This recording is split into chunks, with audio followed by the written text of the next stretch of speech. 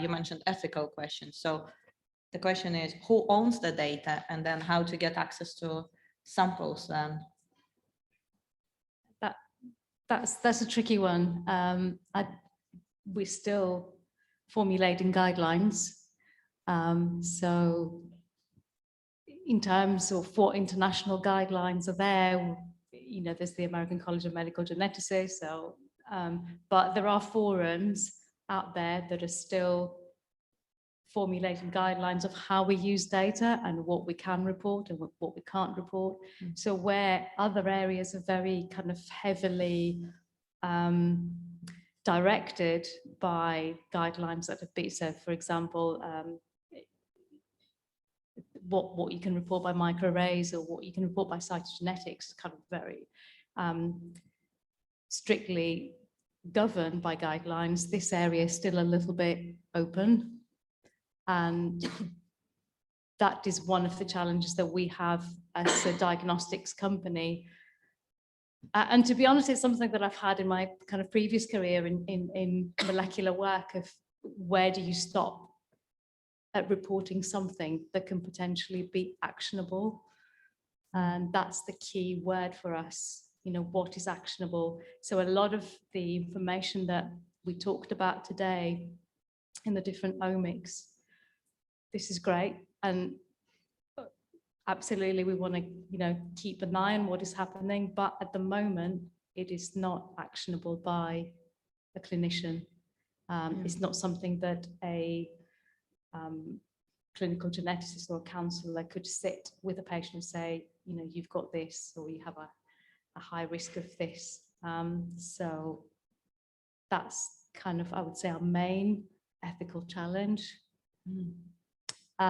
We talked a little bit earlier about reanalyzing data.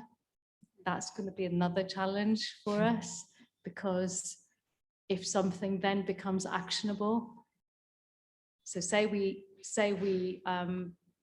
issue a clinical report today and something becomes actionable in 5 years, what do we do? So that means you have to reanalyze again, and then maybe what if something the report that is clinically very impactful for that patient? What do we do? How do we report it?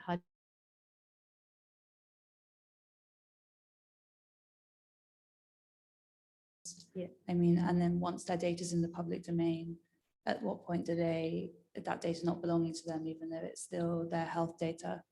I think those are questions that are really big, that don't have clear answers, and that will need some regulation and government oversight, but oversight into that kind of data could potentially lead to oversight into data in other industries that are less keen to have oversight to their data.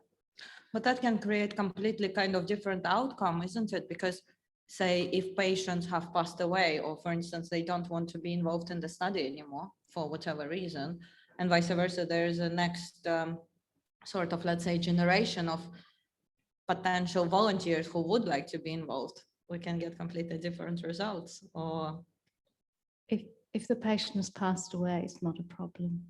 Oh, okay. Fortunately, sorry to be at so least one cynical. benefit. Okay. So can I just, so we've mentioned microarrays a couple of times.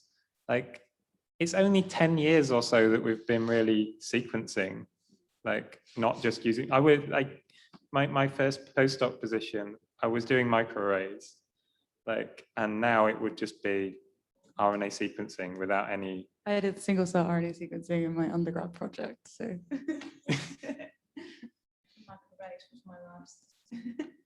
That was my last bench job, the last time I actually kind of pipetted and touched the bench. It's actually a really interesting comment that you say, because when I was actually on my placement in AstraZeneca, I was doing some of the just basic first research. Was like the first step was Western blot, and then my my manager PI came at the time and said, "Oh, Anastasia, you know, it takes you half a day to do it. I did my research for 4 years on that." I was like, oh my God, because I was thinking 4 hours or 5 hours on a high pace. It's a long time. And then I thought, you know what, it took him 4 years. So I think it's fantastic. I bet CRISPR will be like in a couple of years' time, like for undergrads' first year project, something like that. I gotta tell you though, microarrays are not dead. These things are like cats. They've got 9 lives. So we don't do gene expression on microarrays much anymore because RNA-seq is just better data, right? But pharmacogenomics, copy number, they are all incredibly cost effective on microarrays. And we're seeing, when we expected maybe 5-10 years ago as a company to be winding up microarrays, it's actually one of our biggest growth areas.